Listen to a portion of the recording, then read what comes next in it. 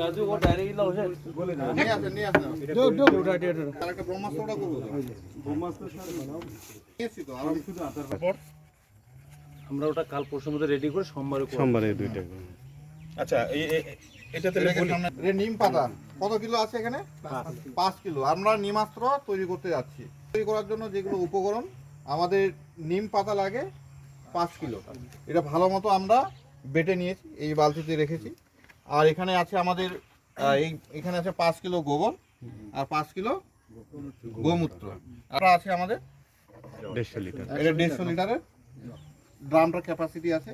এর মধ্যে আমরা 100 লিটার জল দিই। জলের মধ্যে আমরা প্রথমে এই গোবর এবং যে গোমূত্র আছে দুটোকে ভালো মতো মিক্স করব।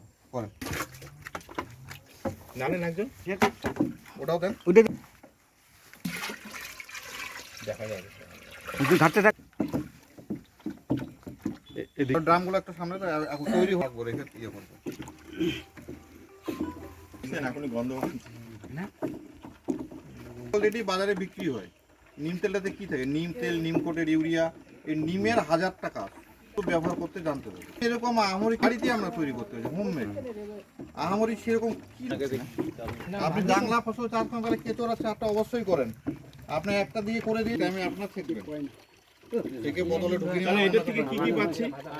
এক নম্বর তো অনেক সময় যে রোগগুলো ধরতে পারে না ভিতরে ভিতরে হয়, হ্যাঁ, অ্যান্টিবায়োটিকের কাজ করতেছে গোচনাটা। এটা তো একটা জৈব সারও হচ্ছে, হিসেবেও কাজ করতেছে হবে।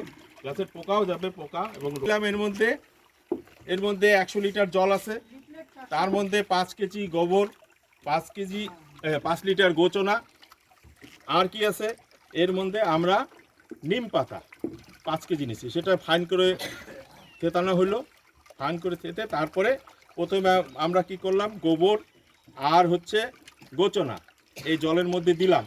দেওয়ার পরে এই যে নাড়া হচ্ছে, তারপরে 10-15 মিনিট নাড়ার পরে তার মধ্যে ওই নিম পাতাটা যেটা থেতো করে রাখা হচ্ছে সেটা এর মধ্যে দেওয়া হলো।